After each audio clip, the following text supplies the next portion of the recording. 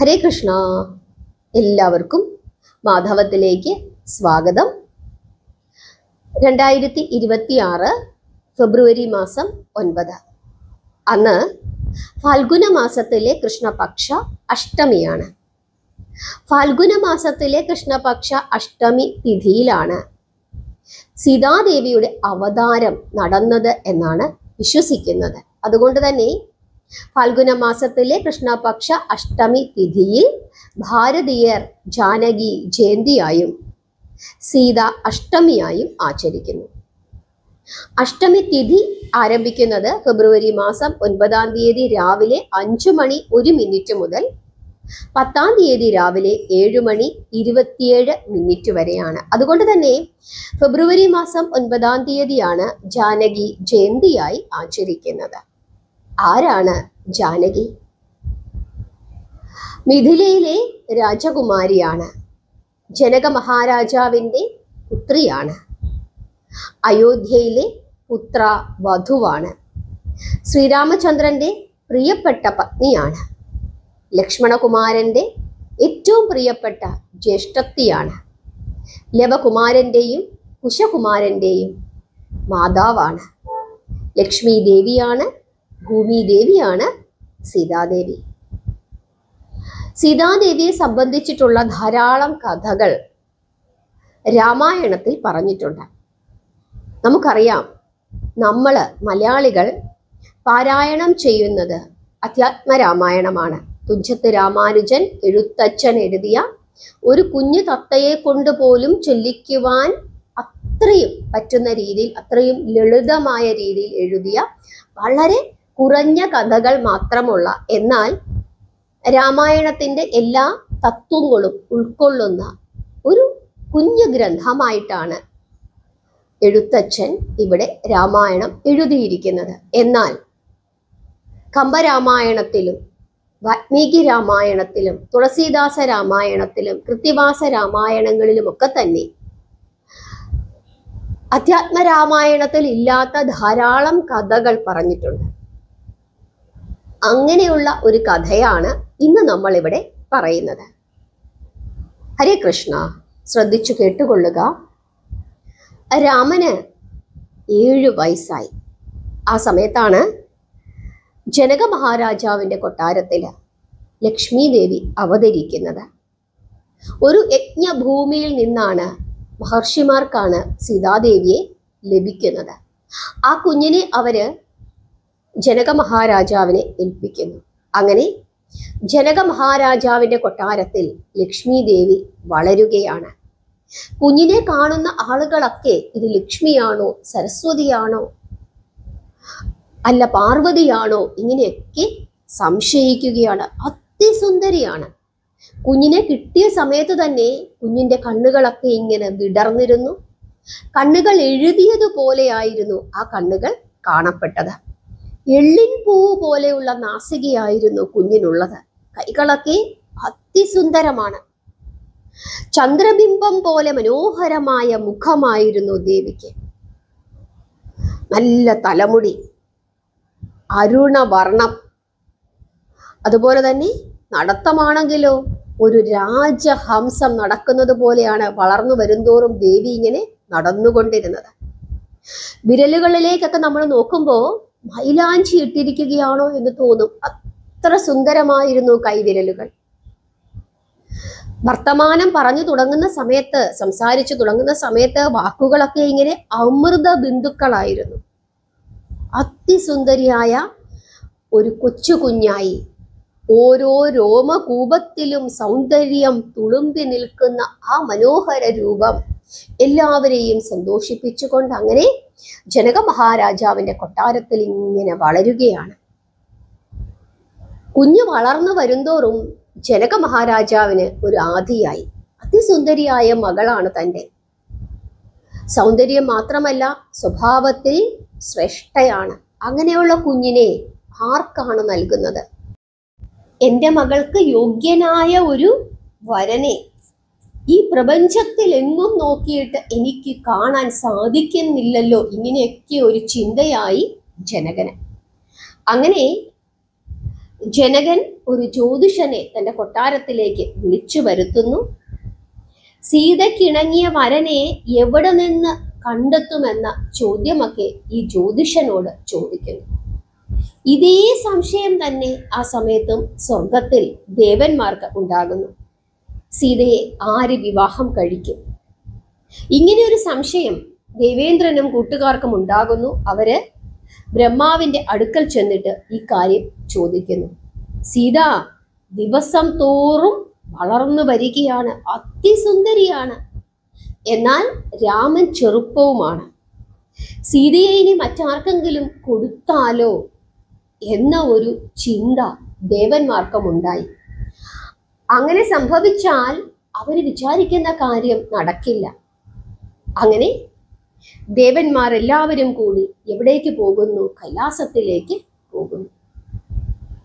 ബ്രഹ്മാവ് ശിവനോട് പറയുകയാണ്, മഹാദേവ, ജനക രാജധാനിയിൽ സീതയെ അവിടുന്ന് രക്ഷിക്കണം. ജനക മഹാരാജാവ് അങ്ങയുടെ ഭക്തനാണ്. അങ്ങയുടെ ആജ്ഞ ജനക മഹാരാജാവ് ലംഘിക്കുകയില്ല.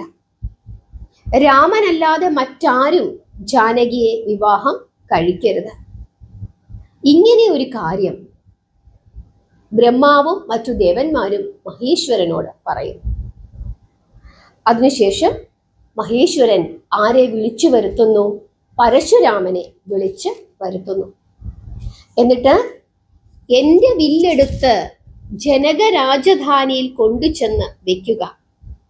അതെടുത്ത് കുലച്ചു മുറിക്കുവാൻ ആർക്കാണ് കഴിയുന്നത്, ആ ആൾക്കു മാത്രമേ സീതയെ നൽകാവൂ എന്ന് അങ്ങ് ജനകനോട് പറയണം. ഈ ത്രിഭുവനത്തിൽ നാരായണനല്ലാതെ മറ്റാർക്കും അതിന് കഴിയുകയില്ല എന്ന് അങ്ങ് ഓർക്കുക എന്ന് ശിവൻ ആരോട് പറഞ്ഞു കൊടുക്കുന്നു? പരശുരാമനോട് പറയുന്നു. അങ്ങനെ പരശുരാമൻ മഹേശ്വരൻ നൽകിയ ആ ശൈവ ചാപവും കയ്യിലെടുത്തുകൊണ്ട് മിഥിലയിലേക്ക് പോകുന്നു. അങ്ങനെ മിഥിലയിൽ ആരെത്തിച്ചേരുന്നു? പരശുരാമൻ എത്തിച്ചേരുന്നു. പരശുരാമനെ കണ്ട ജനക മഹാരാജാവ് അദ്ദേഹത്തെ സ്വീകരിച്ച് കൊട്ടാരത്തിന്റെ ഉള്ളിലേക്ക് കൂട്ടിക്കൊണ്ടു പോകുന്നു. അങ്ങ് എന്തിനാണ് വന്നത് എന്ന് ചോദിക്കുകയും ചെയ്യുന്നു. ഉടൻ തന്നെ ഈ പരശുരാമൻ പറയുകയാണ്, അങ്ങയ്ക്ക് ഒരു മകളുണ്ട് എന്ന് ഞാൻ അറിഞ്ഞു. അങ്ങയുടെ മകൾ സീതയെ ഞാൻ വിവാഹം കഴിക്കാം എന്ന് പരശുരാമൻ ആരോട് പറയുന്നു? ജനക മഹാരാജാവിനോട് പറയുന്നു. ജനക മഹാരാജാവിന് ഇത് കേട്ടപ്പോൾ വലിയ സന്തോഷമായി. ഞങ്ങളുടെ ഭാഗ്യം എന്നൊക്കെ ജനക മഹാരാജാവ് പരശുരാമനോട് പറയുകയും ചെയ്തു. എൻ്റെ ഭാഗ്യമാണ്, എൻ്റെ മകളുടെ ഭാഗ്യമാണ് അങ്ങ് ഇപ്രകാരം പറഞ്ഞത്. അവൾക്ക് വിവാഹപ്രായമായിട്ടില്ല. തീർച്ചയായും വിവാഹപ്രായം ആയി കഴിഞ്ഞാൽ അങ്ങ് പറഞ്ഞതുപോലെ ചെയ്യാമെന്ന് ജനകൻ പരശുരാമനോട് പറയുന്നു. ശരി എന്ന് പറഞ്ഞുകൊണ്ട് പരശുരാമൻ തപസ്സിനായിട്ട് കാട്ടിലേക്ക് പോകുന്നു. ഉടൻ തന്നെ ആ തൃപ്പാദങ്ങൾ വന്ദിച്ചുകൊണ്ട് ജനക മഹാരാജാവ് ചോദിക്കുകയാണ്, അങ്ങ് എന്താണ് ഈ ചെയ്യുന്നത്? അഥവാ അങ്ങ് വന്നില്ലെങ്കിൽ, ഇപ്പോൾ അങ്ങ് തപസ് ചെയ്യാൻ പോവുകയല്ലേ, അങ്ങ് വന്നില്ലെങ്കിൽ ഞാൻ ആർക്കാണ് കന്യകയെ നൽകേണ്ടത് എന്ന് ജനകൻ ചോദിക്കുന്നു. എൻ്റെ വില്ല് ഇവിടെ വെച്ചേക്കാം. ഇത് കുലച്ച് ഞാൻ കെട്ടുന്നത് ആരാണോ അവന് കന്യകയെ കൊടുക്കാം, എനിക്ക് സമ്മതം എന്ന് ഭൃഗുരാമൻ ജനക മഹാരാജാവിനോട് പറയുകയും ആ വില്ല് ജനകന് കൊടുത്തതിനു ശേഷം ആ ശൈവചാപം ജനക മഹാരാജാവിന് കൊടുത്തതിനു ശേഷം പരശുരാമൻ തപസ്സിനായി പോവുകയും ചെയ്തു. അങ്ങനെ ആ ശൈവചാപം ജനക മഹാരാജാവ് രാജധാനിയിൽ പ്രതിഷ്ഠിച്ചു. 70 യോജന ഉയരമായിരുന്നു. അതുപോലെ തന്നെ 10 യോജന സ്ഥലത്ത് ആ വില്ലിങ്ങനെ നിറഞ്ഞ് നിൽക്കുകയും ചെയ്തു. അവിടെ വെച്ച് തന്നെ ജനക മഹാരാജാവ് പ്രതിജ്ഞ ചെയ്യുന്നു, ഈ വില്ലിൽ ഞാൻ തൊടുക്കുന്ന ആളായിരിക്കും എൻ്റെ ജാനകിയെ വിവാഹം ചെയ്യുക എന്നുള്ളത്. അതോടുകൂടി ആ ശൈവചാപത്തിന് ഒരു മേൽപ്പുരയൊക്കെ കെട്ടുന്നു. 81 യോജന നീളവും 10 യോജന വീതിയുമുള്ള ഒരു പന്തലാണ് ആ ശൈവചാപം വെക്കുന്നതിനായിട്ട് പണിഞ്ഞത്.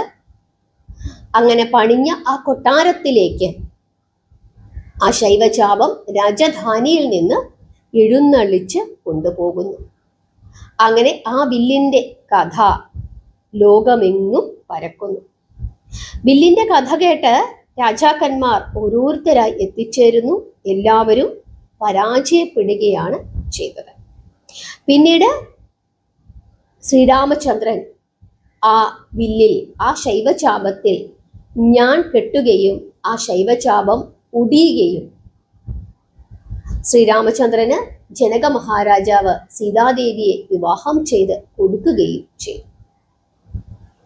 വിവാഹത്തിന് മുന്നോടിയായിട്ട് രാമൻ പറയുന്നുണ്ട്, വിവാഹം ഇപ്പോൾ നടത്താൻ പറ്റില്ല, കൊട്ടാരത്തിൽ ചെന്ന് എല്ലാവരോടും പറയണം, കുറച്ചു കാലമായി കൊട്ടാരത്തിൽ നിന്നും ഇറങ്ങിയിട്ട്, അതുകൊണ്ട് തന്നെ തിരിച്ചു പോകണം. അതുമാത്രമല്ല, ഞങ്ങൾ സഹോദരങ്ങളുണ്ട്, എല്ലാവർക്കും കന്യകയെ തന്നാൽ മാത്രമേ വിവാഹം നടക്കുകയുള്ളൂ എന്ന്. അങ്ങനെയാണ് 4 കുമാരന്മാർക്കും 4 കന്യകമാരെ കൊടുക്കാം എന്ന ഒരു തീരുമാനം ഉണ്ടാവുകയും ആ വിവാഹം നടക്കുകയും ചെയ്യുന്നത്. ആ വിവാഹത്തിന് ഏറ്റവും ശ്രേഷ്ഠമായ ഒരു സമയം നിശ്ചയിച്ചിരുന്നു. പക്ഷേ ദേവന്മാരുടെ ഇടപെടൽ കൊണ്ട് ആ മുഹൂർത്ത സമയത്ത് വിവാഹം നടന്നില്ല. മുഹൂർത്തം തെറ്റിയാണ് വിവാഹം നടന്നത്. ദേവന്മാർ ചന്ദ്രദേവനെ ജനക മഹാരാജാവിന്റെ കൊട്ടാരത്തിലേക്ക് പറഞ്ഞയക്കുകയും അവിടെ അതിമനോഹരമായി ചന്ദ്രദേവൻ നൃത്തം ചെയ്യുകയും എല്ലാവരും ആ നൃത്തത്തിൽ മയങ്ങിപ്പോവുകയും അതോടുകൂടി മുഹൂർത്തം തെറ്റുകയും ചെയ്തു. ആ ശരിയായ മുഹൂർത്തത്തിൽ വിവാഹം ചെയ്തിരുന്നു എങ്കിൽ രാവണവധം നടക്കുകയുണ്ടായിരുന്നില്ല. കാരണം സീതാദേവിയും രാമനും ആ മുഹൂർത്തത്തിൽ വിവാഹം ചെയ്തിരുന്നു എങ്കിൽ ഒരിക്കലും പിരിയുകയില്ല. പിരിഞ്ഞു പോകണമെന്ന നിശ്ചയമുണ്ടായിരുന്നു എങ്കിൽ മാത്രമേ രാമന്റെ അവതാര ഉദ്ദേശം നടക്കുകയുള്ളൂ. അതിനുവേണ്ടി ദേവന്മാർ മനഃപൂർവ്വം വിവാഹ മുഹൂർത്തം തെറ്റിക്കുകയാണ് ചെയ്തത്. ഈ കാര്യങ്ങളൊക്കെ കൃത്തിവാസ രാമായണത്തിലും അതുപോലെ തന്നെ തുളസീദാസ രാമായണത്തിലും ഒക്കെ തന്നെ വളരെ വിശദമായി പറഞ്ഞിട്ടുണ്ട്. അങ്ങനെ സീതാദേവിയെ ജനക മഹാരാജാവിന് ലഭിച്ച ദിവസമാണ് ഫാൽഗുന മാസത്തിലെ കൃഷ്ണപക്ഷ അഷ്ടമി തിഥി.